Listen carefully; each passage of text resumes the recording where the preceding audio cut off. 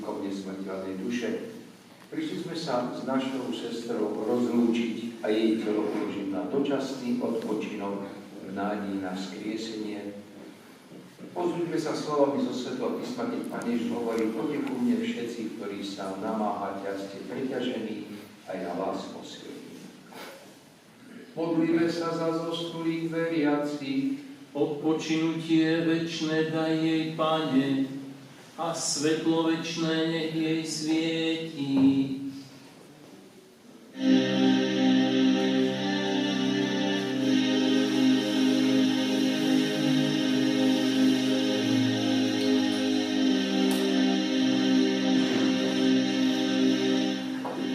Volám k Tebe, Pane, počuj môj hlas v krajine pokoja. Volám k Tebe, Pane, počuj môj hlas v krajine pokoja.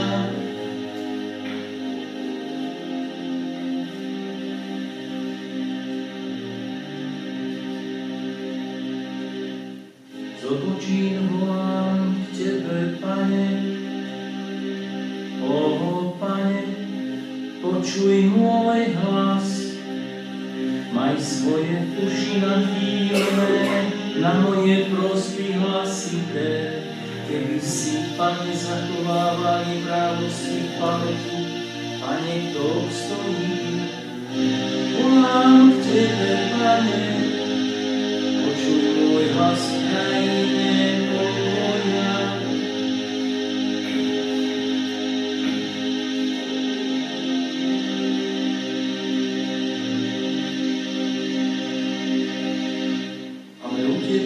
Je odpustenie hriechov, aby sa z ústou Tebe slúžilo. Ja dúfam v Pána, dúfa duša moja v Jeho slovo. Vyčkáva duša moja Pána, väčšmi než denicu strážcovia. Volám k Tebe, Pane, počuj môj hlas v krajine pokoja.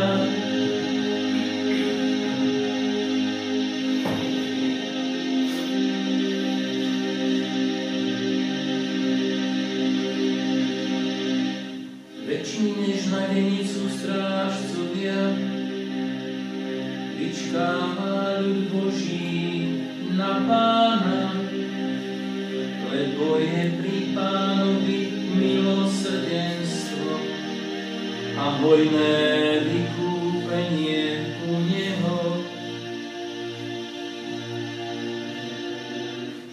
Volám k Tebe, Pane, počuj môj hlas v krajine pokoja.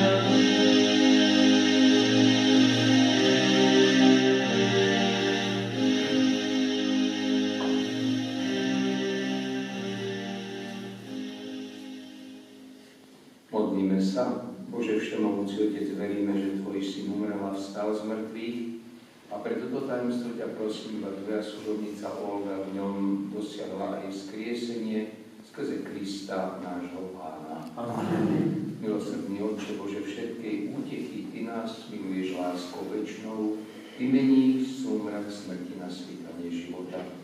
Prosíme ťa, zhliadni na bolesť svojich služobníkov, a pretože Tvoj Syn, náš Pán, svojou smrťou zničil našu smrť a svojim mŕtvych staním obnovil nám život, pomôž nám verne kráčať za ním, aby sme sa po skončení smrteľného života mohli stretnúť s našimi bratmi a sestrami tam, kde sa nám zotrú z očí všetky slzy skrze Krista, nášho Pána. Amen. Nech sa páči.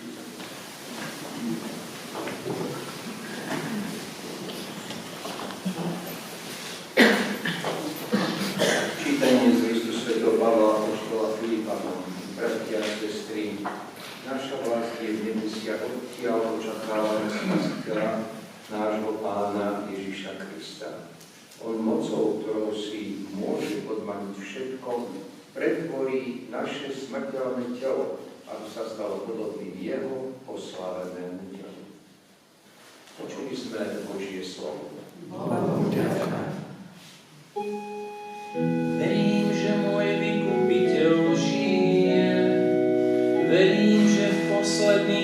vstanem z prachu zeme, vstanem z mŕtvych a uvidím Boha, svojho Spasiteľa. Ja ho uvidím ho na vlastné oči. Vstanem z mŕtvych a uvidím Boha, svojho Spasiteľa. Hlboko v srdci mám túto svoju nádej. Vstanem z mŕtvych a uvidím Boha, svojho Spasiteľa.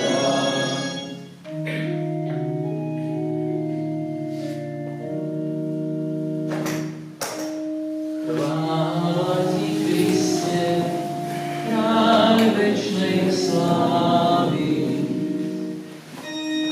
Chvála ti, Kriste, kráľ večnej slávy. Ja som cesta, pravda a život, hovorí Pán. Nik nepríde k Otcovi iba cezo mňa. Chvála ti, Kriste, kráľ večnej slávy. Pán s vami, I s duchom tvojím, čítanie zo svätého Evanjelia podľa Jána. sláva tebe, Pane. Marta povedala Ježišovi: Pane, keby si bol býval, môj brat by nebol umrel, ale aj teraz viem, že o čokoľvek poprosíš Boha, Boh ti to dá. Ježiš jej povedal: tvoj brat vstane z mŕtvych. Marta mu vravela: viem, že vstane v posledný deň pri vzkriesení. Ježiš jej povedal: ja som vzkriesenie a život. Kto verí vo mňa, bude žiť, aj keď umrie, a nikto žije a verí vo mňa, neumrie na veky. Veríš tomu? Povedala mu: áno, Pane, ja som uverila, že ty si Mesiáš, Boží syn, ktorý mal prísť na svet. Počuli sme slovo Pánovo. Chvála tebe, Kriste. Tak, drahí blízky z rodiny, pretože viem, že pani Lenka ktorý bola krstná mama, a všetci, ktorí sme sa tu zišli, a myslím, že pretože sme jej za veľa vďační, tak by som tak rád venovali niekoľko myšlienok, aj takých osobných, a určite aj vy si viete z jej života veľa premietnúť, lebo na nej sa splnilo niečo z Evanjelia, čo je také zaujímavé, to som tak počiarkol, nechcem to nejako veľmi naťahovať, ale čosi, čo pre mnohých ľudí nás je to takým povzbudením. Tak mal som čest, že keď som sem prišiel, tak bolo potrebné, že zaopatriť túto niekde týchto chorých v Kovačíne. A hovorím, ja neviem, kam mám ísť, ja tu nikoho nepoznal, a vtedy ešte žijúci pán manžel ma zobral, teraz ma vodil ma, akože kam mám ísť, akože, aby som vedel, že ktorí chorí kde vôbec bývajú.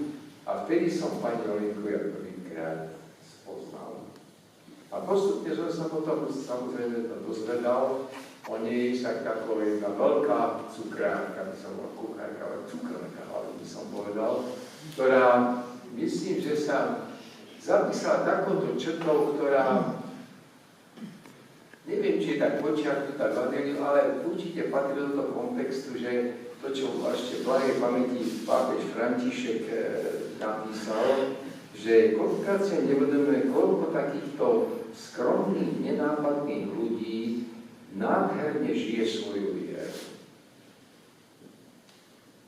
Ju som nikdy nepočul niekde návonok nejak sa výrazne prejaviť. Bola taká nenápadná. Aj keď došla aj bolesť a utrpenie, taká tichá žena. Teď vždy však v kostole sme ju dali u nej, keď bolo treba niečo objednať a tak ďalej.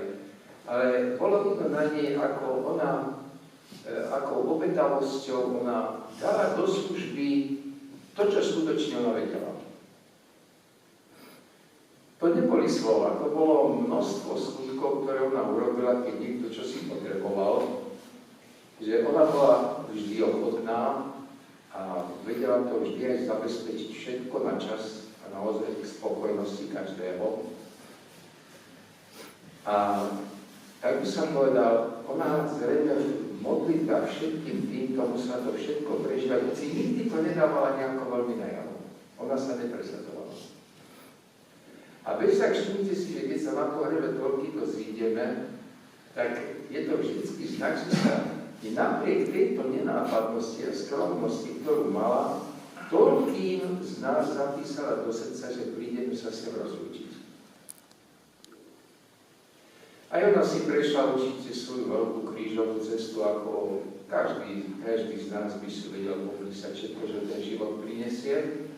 A aj ten záver tiež nemal taký jednoduchý, ale tak sme aspoň, čo zo správ som dostal, že tak ako ona bola takáto tichá a taká nenápadná, tak v takej tichosti aj odovzdala dušu Pánu Bohu.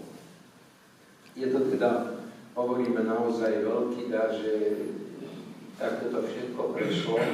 A verím, že Pán Boh za túto jej veľkodušnosť, tá žena to posledné, čo dá, ako Evangelium, také posledný haliak, čo dávala, tie posledné síly vždy dávala do služby, že Pán Boh sú naozaj privinul k sebe a ona je teraz niekde u Pána Boha a my je naozaj to nebo aj z vďačnosti, aj za všetko, čo robí ho naozaj zo srdca ho želáme. A práve tieto texty, ktoré sa tu teraz čítajú, to je práve toto obdobie, kedy my si toto pripomíname aj v cirkvi, toto veľké tajomstvo, že Pán Ježiš premohol smrť, Pán Ježiš vniesol do toho strachu a tých obáv, že čo bude potom, aj keď vždy sa nás zmocní ten strach z toho zomierania sa bojíme a z toho, ako to všetko pôjde. Ale že Pán Ježiš do toho vniesol jedno veľké svetlo, za ktoré som mu veľmi vďačný, že je to len prechod. A že on nás tam niekde očakáva a každého odmení podľa jeho dobrej vôle a podľa toho, ako podľa svojho úmyslu on žil. A to je jedna veľká spravodlivosť na tejto zemi, že tam sa to nemeria podľa toho, čo človek je, alebo aké postavenie má. Tam sa to jedná podľa toho vždy, že ako si ty dal tie dary, aj keď si ich nemal veľa. Ale má každý z nás je potrebný pre niekoho. Každý sme tak tajomne prepojení v tom tajomnom tele Kristovom, že každý tam zohráme svoju úlohu pre svoj princíp. Každý jeden. Každý sme potrební. A že ona dokázala toto miesto si takto nájsť, hovorím, nie s mnohými slovami, ale s mnohými činmi, tak je to ukážka toho, že ona vlastne objavila vôbec zmysel svojho života a stala sa pre mnohých akoby takým veľkým dobrodincom a naozaj takým prítomnosť takého čosi Božieho pekného, takej nezištnosti a veľkej služby. Naozaj sme vďační za dar jej života. Prakticky teraz si uvedomíme, že odobrala sa už svojmu manželovi, odobrala sa k svojim predkom. Odobrala sa Pánu Ježišovi, ktorý slúbil, že on nás tam bude ako obsluhovať, pretože tu si vždy uvedomí, že Boh, ktorý je absolútne čistá, nezištná láska, ktorý je celý život nám milosrdný a veľkodušný, že tam tú nádheru ešte viac pochopíme, koľko on voči nám preukazuje milosrdenstva Pán Boh a ako on sa povznáša do našej slabosti a biedy, ktoré koľkokrát sa prejavujú v našom živote. My z toho, čo si vždy sa snažíme kopírovať, niečo z tohoto ako žiť, snažíme sa aj vybiť takýto. Ja myslím, že ona sa veľmi úplne musela toto snažiť, lebo hovorí, tá nezištnosť bola mne tak výrazná, že nás to úplne až tak prekvapilo. No vždy, keď bolo treba vždy. A niekedy ozaj už sa videl, že ťažko sa už aj ide, aj chodí, ale vždy, ona vždy, aj keď to bolo cez takéto bolesti, išla. Takže nie je pre nás naozaj takým veľkým príkladom toto, že každý z nás môžeme na tom mieste, kde stojíme, zohrať tú úlohu, ktorú Pán Boh od nás čaká.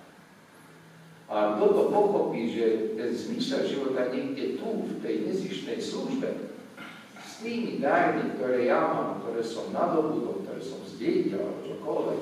A toto viem ja tak dobre, bez ohľadu, aký ten druhý je, alebo koľkokrát ako sa aj zachová.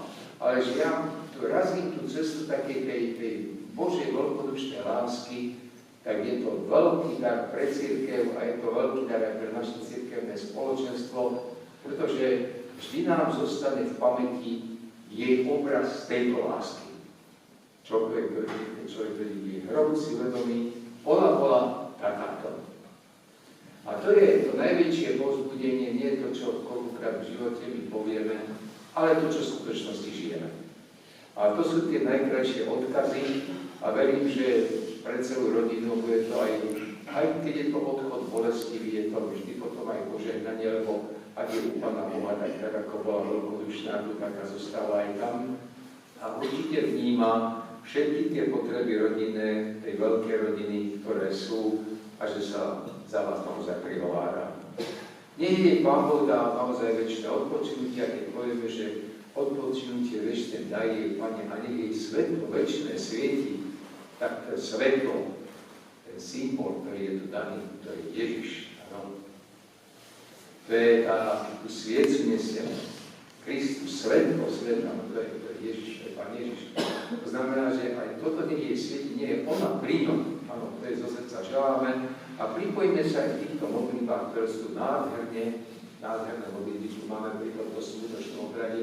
A aj takom popri tom smútku predsa len aj s takou veľkou takou radostnou nádejou, že ona ten život zmysluplne naplnila.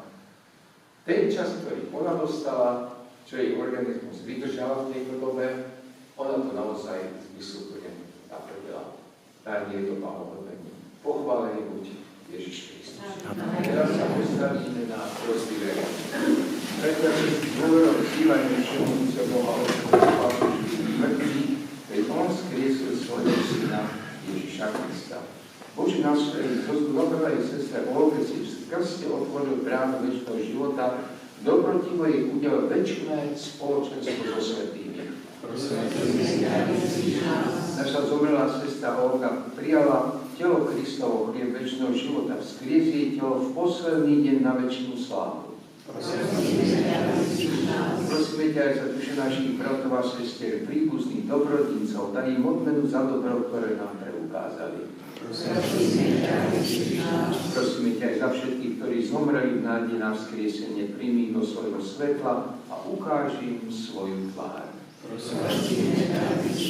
prosíme aj za nás všetkých, ktorí sme sa tu zišli s vierou aj s láskou, aj nás hromaždí raz vo svojom kráľovstve.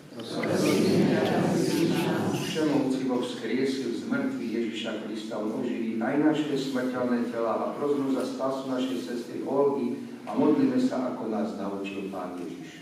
Otče náš, ktorý si na nebesiach, posväť sa meno Tvoje, príď kráľovstvo Tvoje, buď vôľa Tvoja, ako v nebi, tak i na zemi. Chlieb náš každodenný daj nám dnes a odpusť nám naše viny, ako i my odpúšťame svojim vinníkom. A neuved nás do pokušenia, ale zbav nás zlého. Kresťanským pokrebom predkazujeme mŕtvemu ľudskému telu príslušnú úctu, pritom s dôverou prosíme Boha, ktorému všetko žije, aby pripojil dušu našej sestry Olgy k svätým a vyvoleným, aby jej porušené telo, ktoré pochovávame, vzkriesil dokonalé a sväté. Nech jej ide Pán prísude milosrdný. Nech si zaslúži požívať večnú blaženosť v spoločenstve svätých aj v sprievode večného kráľa. Modlíme sa, aby Kristus, dobrý pastier, ktorý dal život za svoje ovce, zmieril našu sestru Olgu s Otcom, zbavil ju všetkých trestov za hriechy a vzal ju do svojho náručia.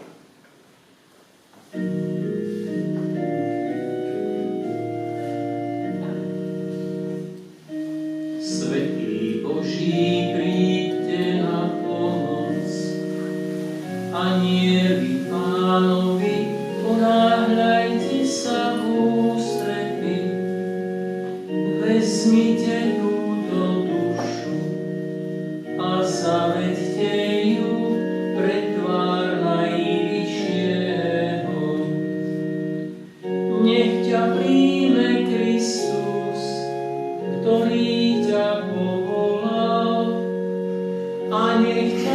Anieli povedú do lona Abrahámovho. Vezmite túto dušu a zavedte ju pred tvár Najvyššieho. Odpočinutie večné daj jej, Pane, a svetlo večné nech jej svieti. A zavedte ju pred tvár Najvyššieho. Modlíme sa, odporúčame Ti, Pane, dušu Tvojej služobnice Olgy, ktorá už opustila tento svet, pre svoje láskavé milosrdenstvo odpusť jej viny, ktorých sa dopustila z ľudskej krehkosti. O to ťa prosíme skrze Krista, nášho Pána. Amen.